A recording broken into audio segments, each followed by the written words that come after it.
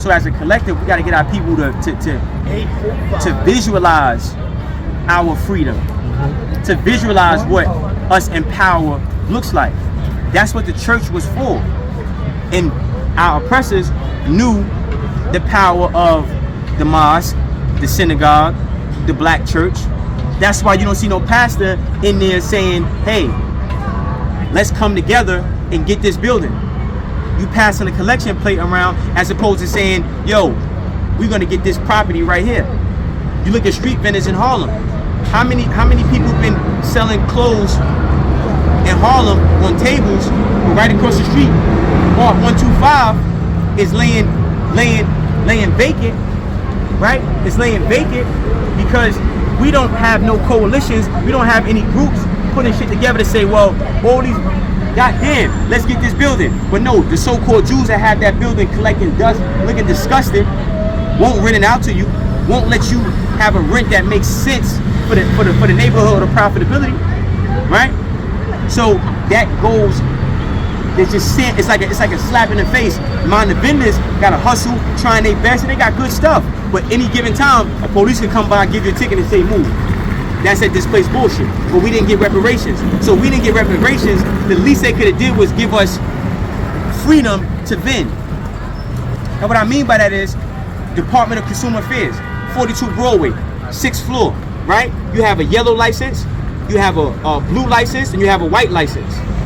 They made that shit impossible. Peace, God. We watching you dropping jewels all the time. They made that impossible. They made that impossible to get. Now veterans, right? You going to get if you're a veteran. Then what Bloomberg did, he put a freeze on the licenses. So now you can't even get a vendor's license to go out here and vend. So if I ain't go to the army, I can't get it. And then they put a freeze on that. So what I'm saying is if we don't realize that there's outside forces working around the clock to hinder us from getting in position, we'll never be in position because we don't realize that we have to separate from that bullshit and create our own communities, our own churches. Even I'm Muslim, you Muslim. Man, I got a problem sometimes going to Juma.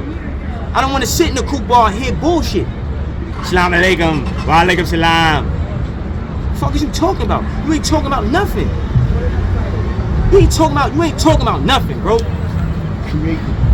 You ain't talking about nothing. We not growing, we not building, we not getting stronger. You just want me to bump my head on the floor. For what? I'm not Indian, I'm not Bangladesh, I'm not Punjabi. And all these other Muslims from other cultures got 100 corner stores. Meanwhile, you salam that brother, one for your brother, what you want for yourself. You ain't passing no corner stores to no black Muslims. How many black-owned deli shops we got in Harlem? We got none. And I'm pointing out the problems to let people know the sense of urgency we need to have for visualization. It don't cost you nothing to say I'm a god. It don't cost you nothing to say I'm a goddess. It don't cost you nothing to say I'm not a nigga. It don't cost you nothing to say, you know what, I'm gonna own this building. It don't cost you nothing. But you have to understand that you've been conditioned to say you can't and not ask yourself how. Right? You've been conditioned. You have been conditioned to say I can't, as opposed to saying, well, how do I go from having a table on 102.5th to getting this building over here, and the building rent gonna make sense for me? Because the politicians have to pass some laws now that make sense. I'm not gonna pay $75,000, $100,000 a fucking month. You didn't give us reparations, so give us a rent that makes sense. Give us attainable rent for commercial businesses. And then we're gonna advocate for that. Shoot all the motherfuckers you want. Police, give us fucking rent that we can reach and go into business for ourselves. You don't want to give us reparations? Give us rent. Give us a 5-year lease and give us 4 years not to play catch up. And then now we're advocating for that. You're not gonna give us reparations? Okay, cool.